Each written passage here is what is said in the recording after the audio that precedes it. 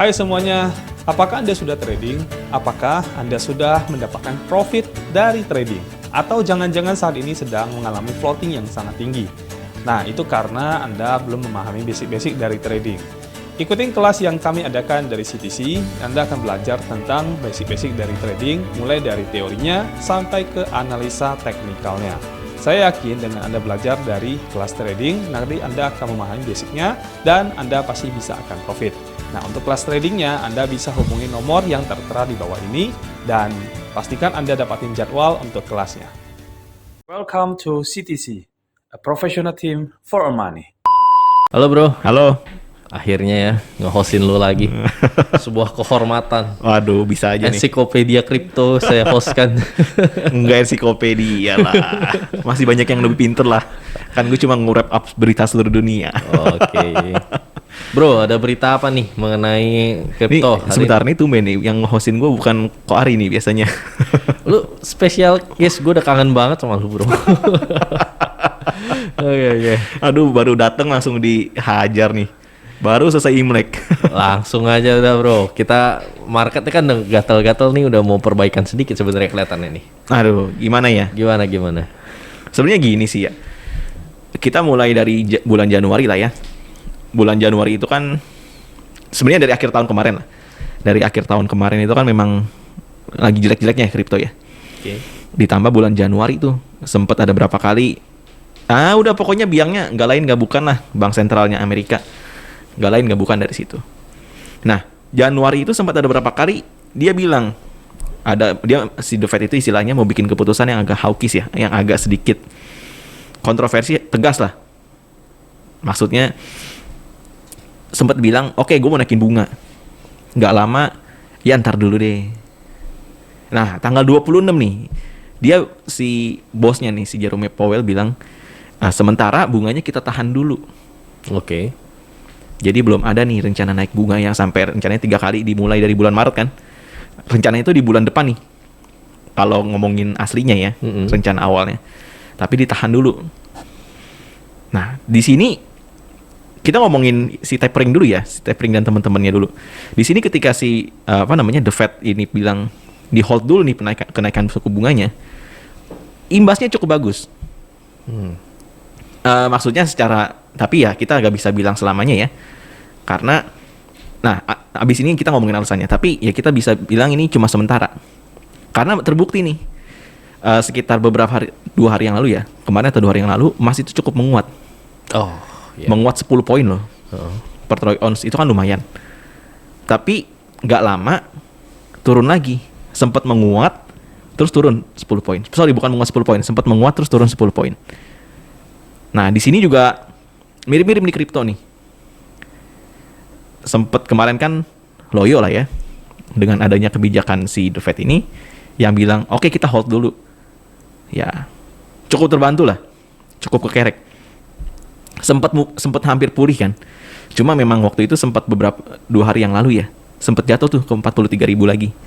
Sempat ke 44 sekian ya, 45, turun ke 43, terus sekarang udah balik 45 lagi kalau nggak salah. 44 sih sekarang. 44 ya. Nah, itu gara-gara isunya Rusia sama Ukraina lah. Lagi berantem tuh kan mereka. Ya, isunya ya sensitif lah, saling mau invasi satu sama lain, saling ngakuin wilayahnya satu sama lain. Dan ya memang kita sedikit melenceng dikit ya. Dan memang Ukraina kan lagi pengen ibaratnya quote unquote ya pengen jadi negara ini lah ya kita bilang ya. Kayak suakanya kripto lah ya kita bilang. Oh. Surganya lah kita bilang mau jadi surganya. Ya ketika ada perang ya sedikit lah pasti sedikit banyak mempengaruhi. Tapi kita kalau ngomongin itu kan sisi side-nya ya, sisi sampingannya. Tetap kalau misalnya kita ngomongin mata uang pasti tetap tergantung sama makroekonomik ya. Nah, kita tuh yang paling banyak terpengaruhi sekarang itu dari sisi makro. Dari sisi suku bunga. Seperti yang podcast yang sebelumnya pernah gue bahas lah ya. Kurang lebih gitu. Nah, jadi memang keputusan nge-hold dulu nih memang memberikan angin cukup segar ya. Ya terbukti lah sebelumnya kan sampai 32.000 ya. Sekarang udah 44 ribuan, 45 ribu. Nah gitu sih. Terus juga kalau ngomongin alasannya ya, kenapa kok kayaknya nih cuma angin segar sementara. Karena gini sih, kita ngomongin inflasi ya. Karena kebijakan si The Fed itu 2020-2021 kan cetak duit tuh yang banyak. Wow, cetak terus. Inflasi naiknya gila-gilaan. Banyak analis-analis yang di market bilang inflation is on fire. Lagi hot banget nih inflasi nih. Yep. Kalau nggak salah tuh oil tuh hampir plus 40%. Harga mobil bekas tuh naik 20% dari harga normalnya sebelumnya gitu. Maksudnya inflasi lagi panas-panasnya nih. Kan kurang lebih yield on yield-nya itu sekitar 5-7%. Nah, dengan keadaan seperti ini nih, sempat dibikin survei ya. Gue baca dari Yahoo atau dari Bloomberg ya. Ya semacam itulah ya. Sekitar 87% korespondennya mengatakan gini.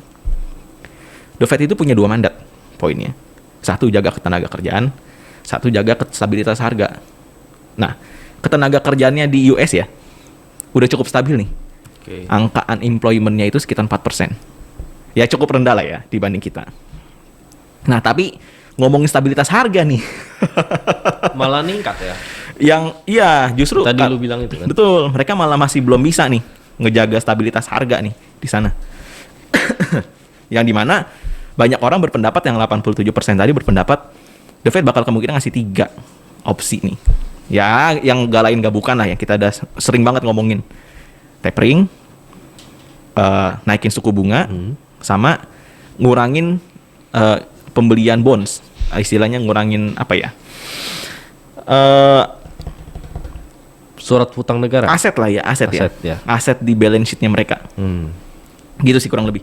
Jadi ya kalau ngomongin market recovery, kayaknya jangan terlalu. Gue sih ya jujur ya, kalau gue pribadi belum terlalu berani pede bilang ini recovery sih. Karena ya itu tadi, dengan kondisi angka inflasi yang cukup mengerikan, is on fire kata orang kan. Dan kondisi The Fed yang masih loyo-loyo, nggak jelas, gak karu-karuan, antara naikin nggak naikin. Ya, Apa ini politik, bro? waduh, gue gak berani ngomongin politik. Karena satu, bukan ranah gue lah ya. Kedua, karena kan sensitif. Oke. Tapi poinnya yang gue buka, yang kondisinya saat ini, yang lagi berlaku ya, maksudnya yang lagi berjalan tuh di kayak gini. Gue ada pertanyaan sedikit sebenarnya. Boleh? Kemarin gue agak baca ada berita baik sebenarnya dari Rusia. Pertamanya kan Rusia itu muncul berita Rusia mengilegalkan kripto, Betul. ya kan? Akhirnya dump tuh Bitcoin kan? Memang sempet ya, Ya. itu ikut-ikutan turun lah semuanya. Oke. Salah satu faktor pendukungnya Rusia tadi. Ya, betul. Terus ketika pemerintah Rusia mendukung sekarang ya, melegalkan kripto untuk di negaranya. Udah melegalkan nih sekarang nih, naik dong. Nah, apakah ini juga apa namanya? Amerika dan Rusia ini saling ini, bro. Apa tuh? Gue bingungnya gini ya, sorry ya gue bilang ya. Gue bahasanya kayak agak-agak ngawang-ngawang, namanya Gak apa-apa. ngayal nih ya. Gue bilang ini, Amerika ngomong, bro, lu kasih berita negatif dong, biar gue serok. Nah, dia turunin, diserok nih sama dia nih. Ya, terus udah gitu. Udah serok, lu pulihin, legal tuh. Itu gak lama lu bro, gak nyampe sebulan. Gue bilang gak jelas lu Rusia nih kan. Lah, terus sekarang nih, giliran jangan gantian nih. Ini sama-sama kan, sama-sama pemain. Terus, lu tapering hold dulu aja, biar ini dukung naik. Bisa gak? Terus sekarang kan udah, kemarin kan rapat itu yang tanggal 8 jadi gak sih? Apa yang The Fed itu peningkatan suku bunga katanya udah fix ya? Katanya kan, jadi ya itu dia. Sepas yang tanggal, gue sih baru tahu tanggal 26 ya. Tanggal 8 juga kayaknya keputusannya juga mirip. Kayaknya sementara di hold dulu. Nah ini gue nggak ngerti nih ya, antara di hold apa sementara apa gimana. Nah, itu dia. Itulah. Nah ibaratnya nih, contoh. Nanti bisa nggak gantian? Contoh maaf ya. Ntar udah nih, gue udah serok. Terus sama-sama jual yuk. Terus kita bikin berita negatif lagi. Seakan-akan pas mereka jual itu, dipengaruhi berita negatif itu. Contoh, The Fed nih, suku bunganya aktif. Turun dong, ambles. Pusing kan? Terus nanti mereka sama-sama mulihin lagi. Jadi kita terjebak permainan begitu lagi. Maksud gue ya ini kan gue hanya berhalusinasi ya karena Bener. kok lucu gitu ya. Jadi sebenarnya gini ya, kalau ngomongin mereka kong kali kong, maksudnya ya ada intrik tersendiri lah ya di balik ini. Ya jujur aja gue nggak tahu. Dan bukan ranah gue lah buat jawab lah ya, karena udah ranahnya politik sama ranahnya udah undercover lah itulah ya. Tapi kalau boleh ditanggapi dengan kondisi saat ini yang berlaku ya, pertama kita ngomong dari Rusia dulu deh. Rusia bener gak? Dia waktu itu sempat ngeband, bener? Iya benar. Sempat ngeband. Tapi gak lama dari itu, sempat gue bahas juga di podcast yang terakhir kalau nggak salah, apa 2 podcast sebelumnya. Sebenarnya gini, orang-orangnya nih, orang-orang institusi keuangan di tempat mereka itu sempat protes. Lu jangan ngeband dong. Ini tuh masa depannya nih. Kasarnya gitu ya. Gambaran kasarnya gitu. Ibaratnya kayak semacam perkumpulan bank-bank mungkin kali ya. Mereka tuh pada komentar, lu jangan ngeband, pada komentar ke pemerintah, lu coba dong kasih kebijakan, jangan lu ngeband kripto karena memang masa depan ke arah sana segala macam dan seterusnya dan sebagainya.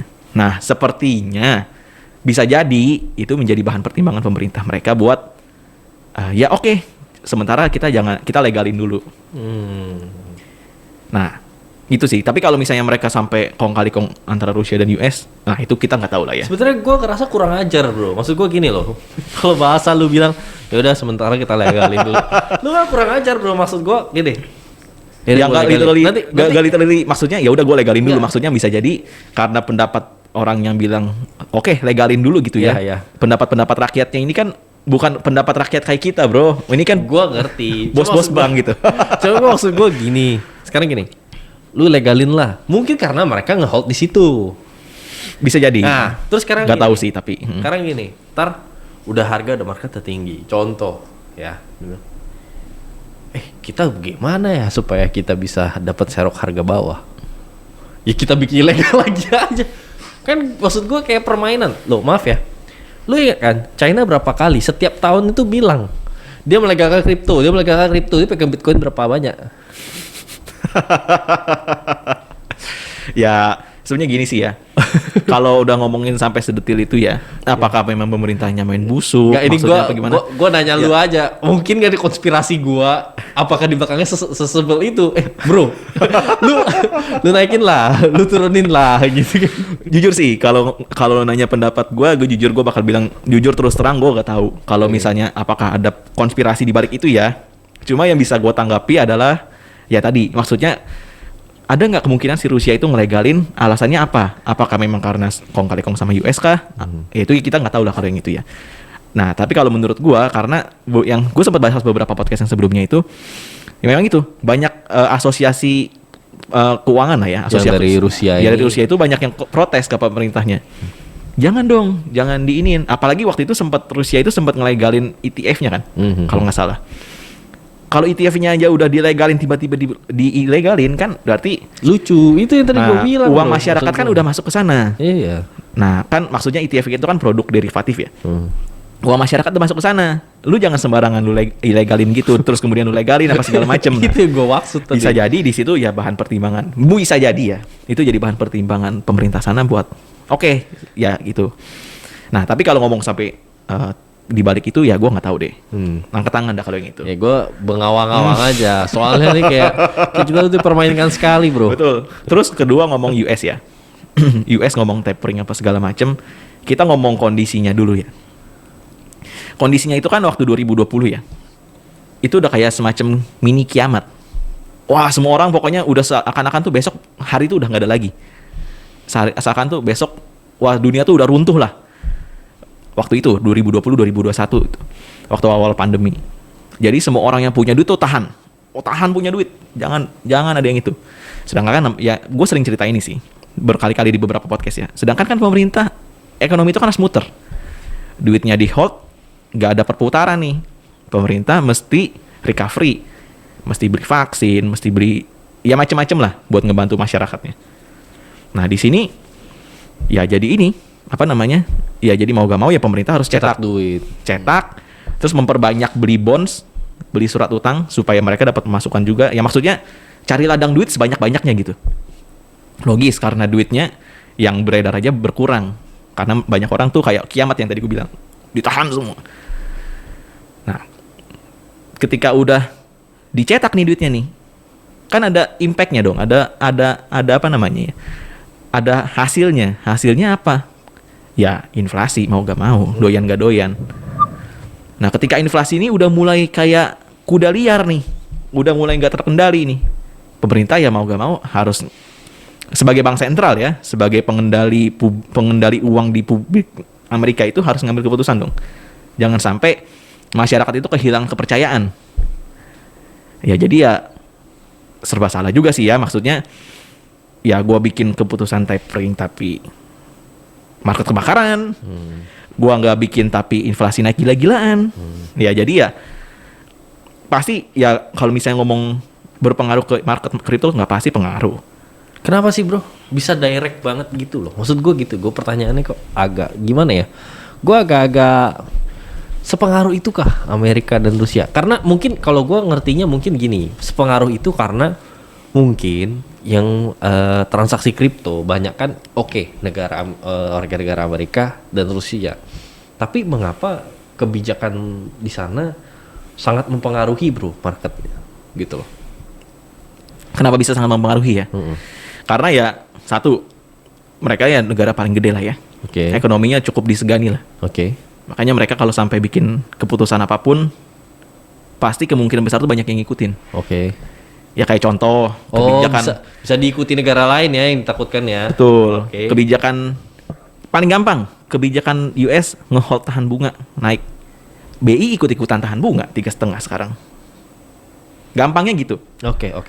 Maksudnya kebijakan mereka ketika mereka ngomong A bisa diikutin orang. diikutin Bisa orang itu negara satu. lain. Kenapa kok pasti muncul pertanyaan berikutnya? Kenapa kok orang pada bisa ngikutin?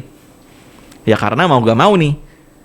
Ya perdagangan seluruh dunia, iya, perputarannya Banyak pakai sumbernya di sana. betul. USD. Pakai USD, pakai yen. Ya mau gak mau pasti ke impact gitu.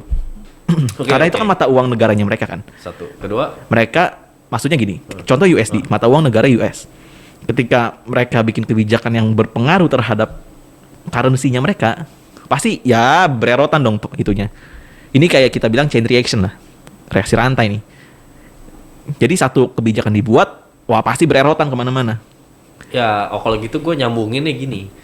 Karena kita kan transaksi banyakannya untuk ke token tertentu, ke setiap token basisnya USDT. Ya, Ya kan? Mirip. Banyaknya ya USDT dan Binance pun BUSD. Itu kan acuannya tetap USD. betul. Ya mungkin ngarahnya ke situ juga kali ya. Jadi efek rantainya di sana juga. Kurang lebih gitu. Oh, Makanya sempet oke, yang gue bilang beberapa kali ya di awal-awal podcast itu, selama kita cryptocurrency masih disandingin sama fiat currency, selama itu juga apapun kebijakan yang dibuat di dunia, dibuat sama negara-negara besar, itu pasti pengaruh. Oke. Ini sebenarnya kalau gue lihat ya, setuju nggak li bro ya? Yang di kepala gue nih. Soalnya kalau berita begini, kepala gue suka susah nampung. Rumit bro, ekonominya banyak. Ya, Betul. jadi gini, gue tanya lu deh pendapat lu. Berarti selama, yang tadi kan bahasa lu selama kripto ini disandingin sama fiat currency, itu pasti berpengaruh. Bener Paling kan? gampang ya. Bener Gua kan? kasih, iya. Oke. Nah, berarti dengan, ya kalau nggak disandingin kan nggak mungkin ada nilainya bro. Nah, kenapa bisa gak ada nilainya? Ya memang Karena memang real masih dari perputarannya sekarang masih pakai mata uang itu. Iya. Sampai nanti satu ketika ada kejadian di mana uang itu nggak dipakai lagi. Oh mungkin bisa disandingin sama emas gitu ya? Nah, bisa jadi. Oh. Sampai kan ya mata uang kan namanya mata uang ya. Kalau makin gak ada yang mau make kan berarti gak ada nilainya dong. Iya sih, iya sih. Gampangnya kayak dulu Zimbabwe lah, dolarnya sampai berapa triliun cuma dapat 1 butir telur gitu. Ya, oke. Ya jaring-jaring di kepala gua inilah. Titik-titik kepala gua inilah. Sama paling satukan lah. kalau boleh namain dikit pengaruhnya ya. Contoh paling gampang, Bitcoin itu sempat naik nih ke sekitar 40 ribuan ya kalau nggak salah, sekitar tanggal 2 kemarin. Terus jatuh ke 30 ribu something, 37 ribu ya kalau nggak salah. Sempat turun 37 sebelum akhirnya naik lagi. Nah, orang bertanya-tanya nih, ya memang masih kategori sideways lah ya. Tapi orang banyak yang ada beberapa yang berkomentar, kok bisa begini turun nih? Sebelumnya udah naik, kita udah pede nih 40 ribu, terus turun 3 ribu kan lumayan juga. Nah, alasannya gini, sempet PayPal, tahu PayPal? PayPal itu sahamnya anjlok. Oke. Pada hari itu tanggal 2 deh kalau nggak salah. Oke. Tanggal 2 Februari itu sahamnya sempat anjlok. Nah, kok bisa pengaruhnya sahamnya si PayPal anjlok, BTC ikutan anjlok? Nah ini berarti lu Apa gua buat korelasinya? aja, lu menanyakan diri lu sendiri. Oke, thank you udah membantu. Oke. Sip. Jadi gini, kalau misalnya lu pernah ngeliat nih, mau ngisi kripto ya, kan ada pilihannya tuh, bank transfer, Mastercard, Visa, Ya. ada PayPal. Oh, di sana. Ya, kalau lu perhati ini, PayPal itu jadi kayak semacam alternatif pilihan lah. Ya, oke. Alternatif pilihan buat nge-trade Ya. duit fiat ke kripto. Dan mereka tuh udah terima 10, udah ngelegalin 10 kurang lebih. Udah terima ya. Udah terima buat perputaran terus kurang lebih 10 mata uang kripto, ada Bitcoin pasti. Ada Litecoin, ada Bitcoin Cash. Ada macam-macam lah. Ada 10 10 lah, totalnya. pokoknya besar-besar lah. Gue nggak gitu inget pasti siapa aja. Tapi yang pasti Bitcoin ada. Nah, logikanya gini.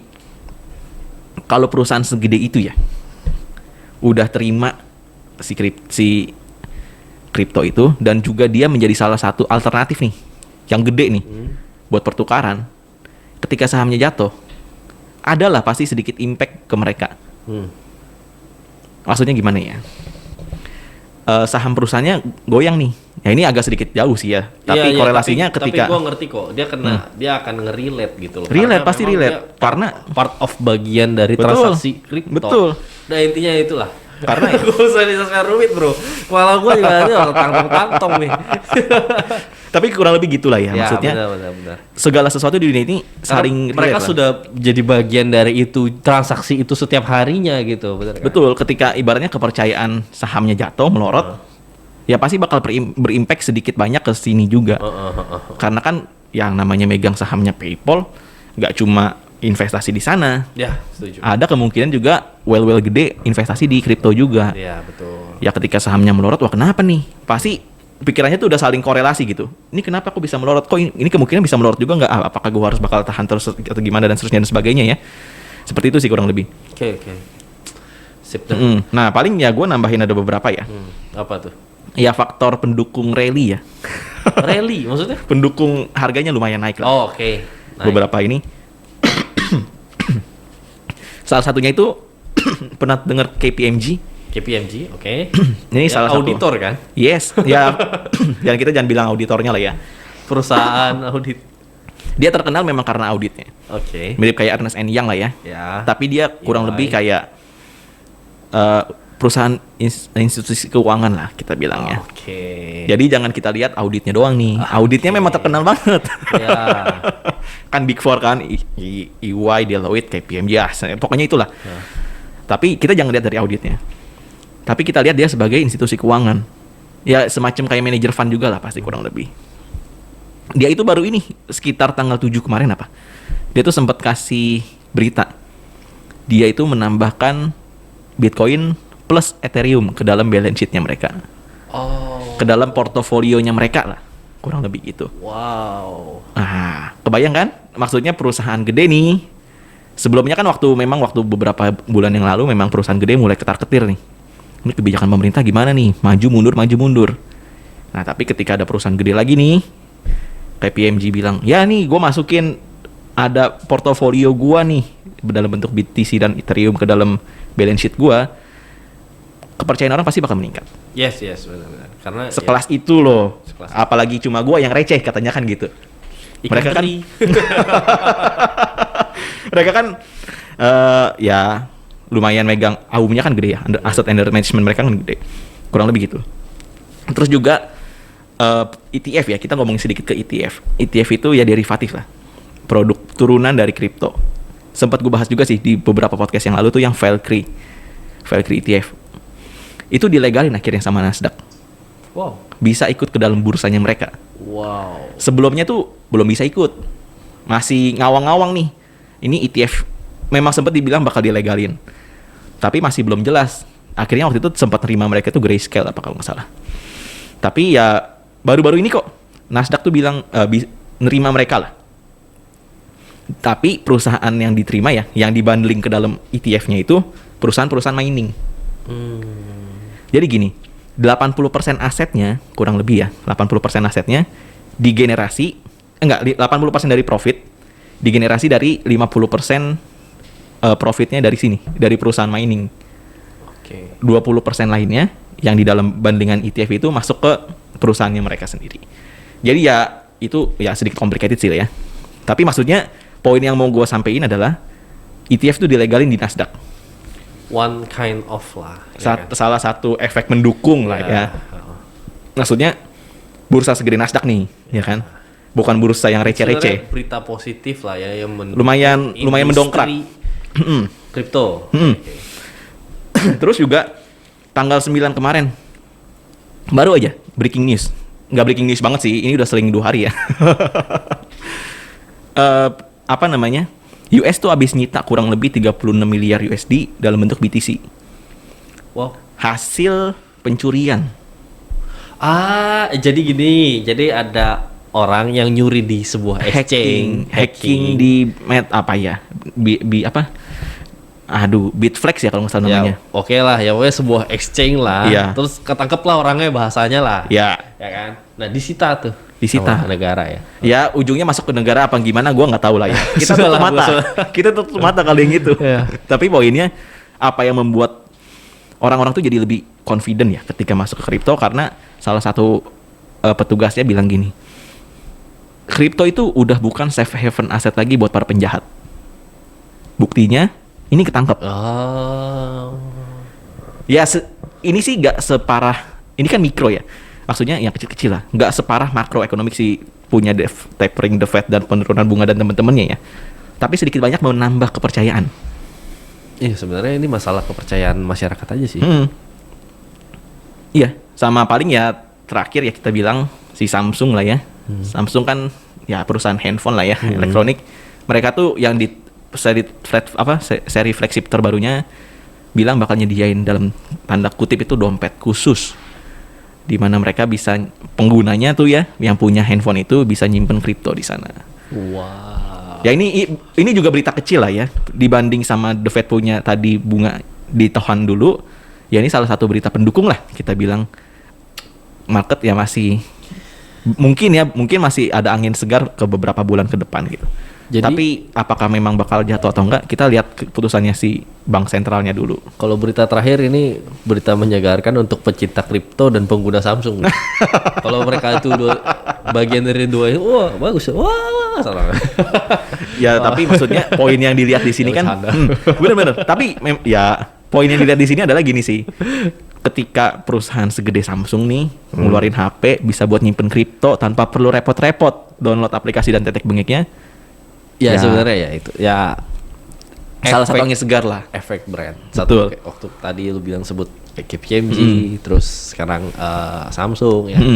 Ini salah satu tanda-tanda lah bahwa brand-brand besar itu kan bukan diisi oleh orang-orang bodoh. Maksud gua gitu ya, quote Iya. and quote lah ya. Maksudnya itu kan diisi orang-orang pasti yang visioner. Betul. Bener kan? Nah, ketika perusahaan sebesar itu memutuskan untuk menerima cryptocurrency lah bahasanya ya, secara apa ya? Gue bisa bilang seperti itu ya, menerima cryptocurrency berarti kan ini kan ada sebuah tanda-tanda nih yang mungkin kita nih yang curut-curut ini nggak tahu. Bener gak sih? Bener gak sih? Betul. Ya kan? Istilahnya Dan seperti memang itu. dunia memang ke arah sana sih ya, digital semuanya. Oke. Kripto, metaverse. Apple aja sahamnya sempat naik beberapa hari yang lalu ya. Karena si Tim Cook, bosnya, CEO-nya Apple, bilang metaverse itu dunia masa depan satu. Kedua, kita berinvestasi ke sana. Itu Apple. Terus Gucci, GUCCI, kan bikin juga outlet store-nya di metaverse. Oh ya, I know. Di sandbox dia bilangnya. Ya sama lah, dunia virtual juga. Dan waktu itu gue sempet ikut seminar real estate ya. Biasalah, gue kan suka ikut yang sebenarnya nggak boten-boten gitu lah. Dan salah satu pembicaranya bilang kayak gini, emang bener namanya tanah di dunia nyata itu gak bakal pernah mati abis. Maksudnya memang pasti bakal ada demand-nya terus, karena orang kan butuh tinggal. Tapi lu suka kagak suka, poinnya gitu ya, itu metaverse ada dan harus diperhitungkan katanya. Maksudnya ya memang semua orang udah melihat visi ke arah sana sih ya.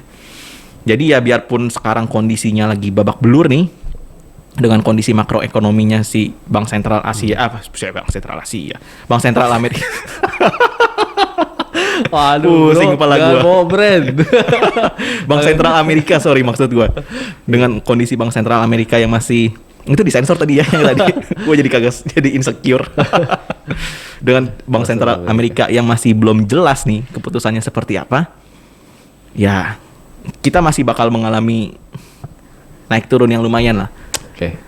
Biarpun ada beberapa yang komentar kan, ini kemungkinan bakal ngedrop nih di bawah 20.000, di bawah 30.000 harganya. Beberapa trader berkomentar seperti itu. Tapi ada beberapa analis keuangan yang bilang nggak mungkin, modal Bitcoin aja 30.000, siapa mau jual di bawah 30.000? Iya. Katanya kan gitu. Ya tapi masih belum jelas lah bagaimana keadaannya ke depan. Tapi ya sementara yang tadi gue sampein, efek positifnya ya karena tadi berita-berita tadi. Ya. Kurang lebih gitu sih. Sip. Thank you bro, mencerahkan hari ini dengan berita-berita segar. Sip, thank you. Thank you bro, see you another time. Oke, thank you. Welcome to CTC, a professional team for our money.